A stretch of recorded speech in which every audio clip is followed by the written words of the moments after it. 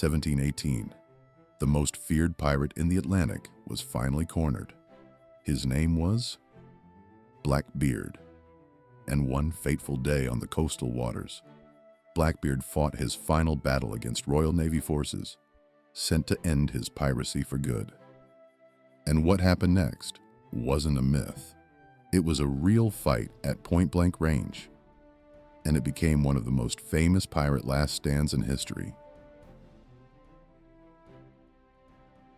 Blackbeard's real name was Edward Teach, sometimes recorded as Thatch. His exact birthplace isn't confirmed, but many historians believe he was born around 1680, likely in Bristol, England, one of the busiest ports in the British Empire. Before becoming a pirate, Teach likely worked as a sailor or privateer during wartime, learning navigation, ship combat, and how Atlantic trade worked. Although this is only speculated, by the early 1710s, he was active in the Caribbean, where piracy exploded along trade routes between the West Indies, North America, and Europe.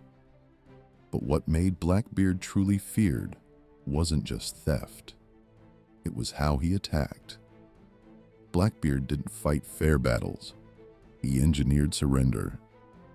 He used intimidation as a weapon, approaching with heavy guns ready and making it clear that resistance would mean slaughter. Accounts describe him wearing a bandolier loaded with 6 pistols, carrying blades at his waist, and turning himself into a walking threat on deck. Blackbeard understood something most pirates didn't. Fear traveled faster than cannon fire. If one crew escaped and told the story, the next ship might surrender without a fight. Merchant ships carried goods that powered empires: sugar, rum, tobacco, cotton, textiles, and spices. But pirates didn't only want treasure. They wanted anything they could use immediately, or sell quickly in port through smugglers and black market traders. By 1717, Teach captured a large French ship and turned it into his flagship, the Queen Anne's Revenge. With heavy firepower, he could force merchant crews to surrender without destroying the ship or damaging the cargo. Win fast, take supplies, take valuables, and disappear before Navy patrols arrived. Blackbeard became infamous because he used fear as a weapon. Accounts describe him tying slow-burning fuses into his beard during battle, surrounding his face with smoke to terrify crews into surrendering before the fighting even began. By the start of 1718, his name was feared across the Atlantic.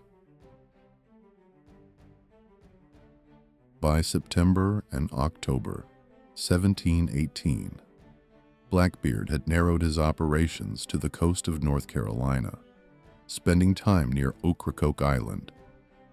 This put him directly between 2 key colonies: the province of North Carolina, where he could hide in the inlets, and the province of Virginia, where authorities were becoming increasingly determined to destroy piracy. This wasn't just random sailing. It was a deliberate choice to stay close to a coastline where local knowledge mattered more than naval power. The region had hidden anchor points and narrow channels that pirates used as temporary safe zones, places to rest the crew, redistribute supplies, and decide their next move. It also kept Blackbeard close to smaller coastal traffic, where ships carried practical cargo that pirates could use immediately: food, fresh water, rope, sails, tools, weapons, and gunpowder. For a pirate crew, those supplies were survival. A ship could not stay at sea without repairs, and pirates couldn't walk into legal ports and buy what they needed openly.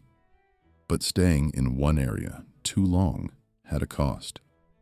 By late 1718, Blackbeard's presence was becoming predictable. And once a pirate's location became predictable, an ambush became possible. By early November 1718, colonial authorities wanted Blackbeard removed permanently. The governor of Virginia, Alexander Spotswood, decided to act before Blackbeard could slip away again. Spotswood organized a mission to capture or kill him and assigned it to Lieutenant Robert Maynard of the Royal Navy, a fighting officer trained for ship discipline and boarding combat, trusted with one of the most dangerous missions on the American coast. Maynard wasn't sent with a massive warship fleet. Instead, he took 2 small, fast vessels and a compact force of sailors. Because big Navy ships couldn't safely follow pirates into the shallow coastline. In mid-November 1718, Maynard sailed south from Virginia toward North Carolina, heading for the waters around Ocracoke Island. The journey followed the Atlantic coastline, roughly 150 to 200 miles, depending on winds and route, and would have taken several days by small craft in cold, rough water. This was the key to the mission. Blackbeard's best defense was geography: sandbars, inlets, and narrow channels where deep draft warships couldn't go.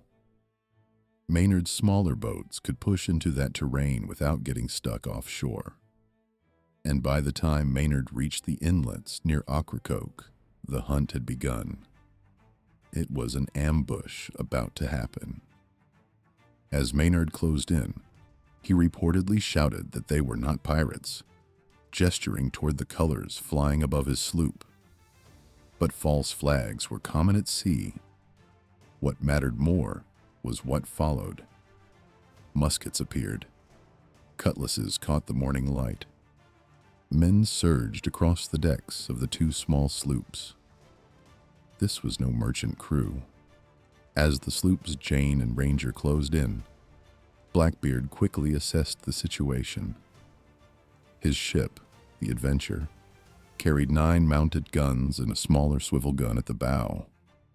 But firepower wasn't the problem. Crew was.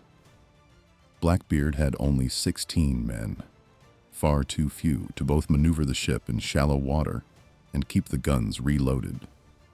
Maynard's force outnumbered the pirates more than 3 to 1. Knowing this, Blackbeard first tried to negotiate. He reportedly called out that if the sloops left them alone, the pirates would not interfere. Maynard's reply was direct: "It is you we want, dead or alive." Even then, Blackbeard's crew did not yet know they were facing the Royal Navy. Maynard had not identified himself. Aboard the Adventure, alarm spread quickly. Blackbeard may have feared these men were former members of his own crew. Men with reason to want revenge, feeling out of options and now trapped.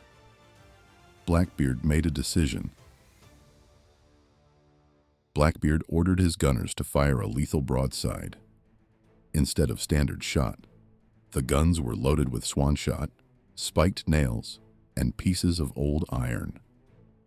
The blast tore into Maynard's men aboard the Ranger, reportedly killing 11 and wounding 9 more. It was a desperate effort to hold ground, and by firing first at the king's forces, an act of treason. For nearly an hour, the ships drifted through shallow water in a slow, grinding exchange of maneuvers and gunfire. Cannons and muskets fired at close range. Smoke rolled across the inlet. Men fell on both sides. At first, Maynard's forces were hit hard, but Maynard's plan was never to win at distance. He needed to force a boarding action, where discipline and numbers could decide the fight. Believing the Navy crew already beaten, Blackbeard boarded Maynard's vessel, but many of Maynard's men were hidden below deck. At the signal, they surged upward all at once. The fight collapsed into close, violent chaos. Cutlasses, pistols, and knives were used at arm's length. only bodies, smoke, and steel colliding on a crowded deck. Blackbeard did not fall easily.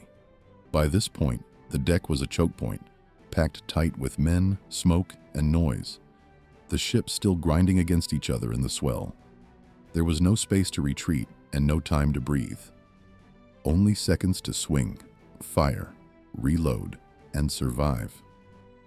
Historical accounts describe Blackbeard being wounded repeatedly, reportedly shot and cut multiple times before he finally collapsed. Even in the final moments, he was still fighting, forcing Maynard's men to close in together to bring him down. When Blackbeard fell, the fight didn't immediately stop. His crew scattered or surrendered as the reality hit. The most feared pirate on the coast was gone. And in the 1700s, proof mattered. Rumors traveled faster than ships, and a dead pirate meant nothing without evidence. So Maynard took Blackbeard's head as proof of the kill. It was displayed as a warning, not just to Blackbeard's remaining crew, but to every pirate still hiding along the American coastline. The message was clear. The age of piracy was ending. Blackbeard's death didn't end piracy overnight, but it was a major turning point, because it proved that by 1718, the colonies and the Royal Navy were no longer just reacting to pirate attacks. They were hunting pirates down and wiping them out. After Blackbeard's death, the message spread quickly along the coast. Even the most feared captain on the Atlantic could be tracked, trapped, and taken out. In the years that followed, naval patrols increased, colonial ports tightened security, and pirate crews found it harder to sell stolen cargo or hide safely along the shoreline. Punishments became harsher, and public executions were used to make examples of captured pirates. And by the early 1720s, the Golden Age of Piracy was fading. Blackbeard became a legend not because he vanished, but because he was found, fought, and finished.